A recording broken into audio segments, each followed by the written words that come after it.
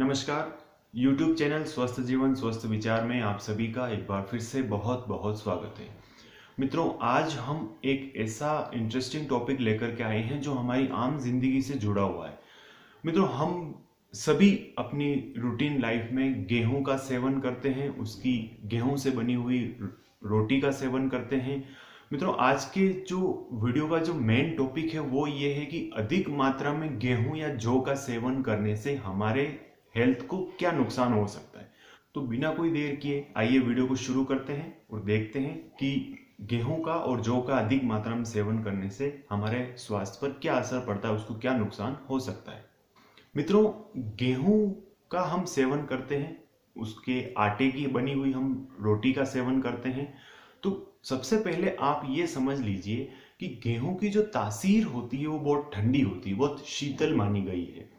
शीतल प्रकृति का होता है गेहूं, और अधिक मात्रा में गेहूं का सेवन करना कहीं ना कहीं हमारे शरीर में कफ की वृद्धि करेगा, कफ को बढ़ाएगा।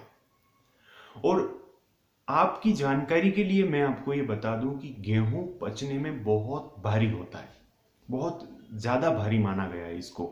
और जो चीज पचने में भारी होती है, देर से पचेगी, तो वो आपके शरीर में फैट को बढ़ाएगी, मोटापा बढ़ाएगी आपके शरीर में। तो गेहूं का अधिक मात्रा में सेवन आपको नहीं करना चाहिए। बहुत से लोग, हमने ये देखा है कि बहुत से लोगों की प्रकृति इस तरह से होती है, उनकी भूख उनको बहुत ज्यादा लगती है, तो वो उसी मात्रा के अनुसार गेहूं का या जौ से बने हुए प्रोडक्ट का, रोटी का सेवन बहुत ज्यादा करते हैं। सुबह भी खा लेते हैं, दोपहर में खा लेते हैं, फिर शाम को कुछ हल्का फुल्का गेहूं से बने हुए प्रोडक्ट, बिस्किट वगैरह खा लेते हैं, फिर रात को और गेहूं से बनी हुई रोटी खा लेते हैं। इस तरीके से वो अधिक मात्रा में गेहूं का सेवन करते हैं।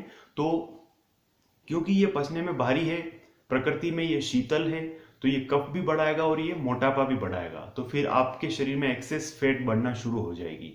और गेहूं का प्रयोग हम एक इस तरीके से गलत प्रैक्टिस करते हैं कि जब भी हम आटे से रोटी बनाते हैं तो उसको हम छान लेते हैं, तो उसके ऊपर जो चोकर होता है, जिसको मैं फाइबर कहता हूं, वो फाइबर आपने अलग कर दिया। अब बचा क्या आपके पास? केवल आटा। तो केवल उस आटे से बनी हुई रोटियां आप अगर खाएंगे तो वो और ज्यादा पचने में भारी हो जाएगा। तो कोशिश कीजिए कि आप अपने आटे में चोकर थोड़ा बहुत ही सही पर मिक्स जरूर करें, क्योंकि मेन चीज जो फाइबर था वो तो आपने निकाल लिया, उसके बाद केवल आटा बचा। और आटे की जो प्रकृति होती है वो होती है बांधने की प्रकृति। अगर उसमें फाइबर नहीं रहेगा तो और पचने में और ज्यादा भारी हो जाएगा। एक मिस्टेक और हम ये करते हैं कि हम जब भी रोटी खाते हैं तो उसके ऊपर घी लगा करके रोटी खाते हैं। और जाहिर सी बात है, हम कई सालों से रोटी पर घी लगा करके खा रहे हैं। अब आप पूछेंगे कि ये तो सालों से प्रैक्टिस कर रहे हैं हम लोग, इसमें क्या गलत है? इसमें गलत ये है मित्रों कि जैसे ही हम उस रोटी के ऊपर घी लगा देते हैं, एक और तो हमने उसमें से चोकर निकाल दिया, फाइबर निकाल दिया, फिर उसके बाद में हमने उसके ऊपर और घी लगा करके उसको खाना शुरू कर दिया, तो वो और पचने में भारी हो जाएगी। अब आप पूछेंगे कि फिर घी को खाएं कैसे? आप रोटी खा रहे हैं किसी दाल या सब्जी के साथ में, तो आप उस दाल में उस घी को मिक्स कर दीजिए। जैसे आप 1 चम्मच घी खा रहे हैं तो उस दाल में उस घी को मिक्स करिए, और रोटी पर घी मत लगाइए, क्योंकि घी का फायदा अल्टीमेटली आपको किसी भी करके मिलना ही मिलना है। तो आप रोटी पर मत लगा करके उस दाल में घी डाल करके खाइए, तो रोटी उससे पचने में थोड़ी हल्की हो जाएगी। वो आटा जो है, वो गेहूं जो है, वो पचने में थोड़ा आसान हो जाएगा। वैसे मित्रों, गेहूं का सेवन करना चाहिए। मैं इस वीडियो में आपको ये नहीं कह रहा कि आप गेहूं का सेवन मत कीजिए। गेहूं का सेवन कीजिए, जौ का सेवन कीजिए, उसका आटे का आप सेवन कीजिए। ये बहुत ताकतवर होता है, इसमें बहुत कैलोरीज होती है, और खास तौर से उन लोगों के लिए जो बहुत वर्जिश का काम करते हैं, जो बहुत हार्ड वर्क करते हैं, मेहनत करते हैं, उन लोगों के लिए तो बहुत फायदेमंद है, क्योंकि उनको ताकत की जरूरत पड़ती है। लेकिन ऐसे लोग जिनका बहुत सिटिंग वर्क है, जो बहुत बैठ करके अपना कार्य करते हैं कंप्यूटर पे 7, 8, 10 घंटे, 15 घंटे तक उन लोगों को एक ही जगह बैठ करके काम करना होता है, तो ऐसे लोगों को लिमिटेड, एक लिमिट में रहते हुए उचित मात्रा में ही गेहूं का और जौ का इनका उपयोग करना चाहिए, ताकि उनके शरीर में, अपने काम की नेचर को देखते हुए, उनके शरीर में फैट नहीं बढ़े, मोटापा नहीं आए, शरीर में कफ नहीं बढ़े। ये एक इसका भी तो हमको ध्यान रखना पड़ेगा, क्योंकि जो हार्ड वर्क करते हैं वो तो दिन भर पसीना बहाते हैं, वो तो अपना वर्जिश करते हैं, एक्सरसाइज करते हैं, वो तो अपना गेहूं जो है बड़ी आसानी से पचा लेंगे। लेकिन जिनका कार्य की प्रकृति ऐसी है कि जो ज्यादा हार्ड वर्क नहीं कर पाते, वो लोग इसको सीमित मात्रा में उपयोग करें। और वैसे मेरी राय ये है कि आप बदल बदल के अनाज का उपयोग करें, किसी दिन गेहूं, किसी दिन जौ, मक्की, बाजरा, इस तरीके से आप अलग बदल बदल के अगर आप अनाज का सेवन करेंगे तो ये आपके लिए ज्यादा फायदेमंद होगा।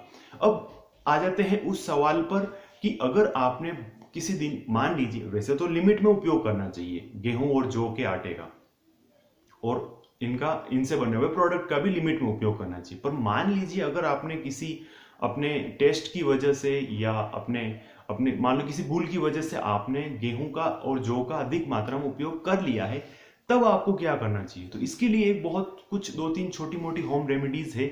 वो ये है कि आप जब भी रोटी का सेवन करें तो उसमें या तो आपको रोटी खाने के शुरुआत में, या फिर 1-2 ग्रास के साथ में, या फिर बीच में, या फिर रोटी जब आपने खाना पूरा कर लिया, भोजन कर लिया हो, तब आप 1-2 ग्रास के साथ में मेरे इस हाथ के नाखून के जितना एक छोटा सा अदरक का टुकड़ा लीजिए और उसके और बारीक छोटे छोटे टुकड़े कर लीजिए। फिर उसको आपको रोटी की एक शुरुआत में या बीच में या लास्ट में पहले दूसरे ग्रास के साथ में मिक्स करके आपको उसके साथ में लेकर के उसको खा लेना। इससे आपका जो कफ दोष बढ़ेगा, क्योंकि अधिक गेहूं और जौ का सेवन करने से कफ दोष बढ़ता है, क्योंकि ये शीतल भी होता है, तो वो कफ दोष जो है वापस बैलेंस हो जाएगा। इसके साथ साथ आप जब भी रोटी बनाए तो आटे में हल्दी डाल दें, 1 चम्मच आप हल्दी डाल दीजिए, उससे वो आपके शरीर की इम्यूनिटी भी बढ़ाएगी और रोटी को भी बहुत आसानी से पचने में सहायता करेगी, कफ भी नहीं बढ़ेगा। अजवाइन का प्रयोग कर सकते हैं, जीरे का आटे में डाल करके आप फिर उससे रोटी बना करके प्रयोग कर सकते हैं। तो कुछ ऐसी छोटी छोटी सावधानियां रख के आप अपने गेहूं और जौ को पचने में बहुत आसान बना सकते हैं। तो मित्रों, ये था वीडियो कि अगर आपने अधिक मात्रा में गेहूं और जौ का सेवन कर लिया है तो आपको क्या सावधानी रखनी चाहिए, कौन सी होम रेमेडीज जो मैंने आपको बताई है उसका आपको प्रयोग करना चाहिए, और लिमिटेड मात्रा में ही आपको गेहूं और जौ का सेवन करना चाहिए। मित्रों, वीडियो कैसा लगा कमेंट करके जरूर बताइए। चैनल पर नए हैं तो प्लीज जो नीचे रेड कलर में सब्सक्राइब लिखा हुआ उसको टच करके प्लीज हमारे चैनल को जरूर सपोर्ट करें। आज के लिए फिलहाल इतना ही। नमस्कार।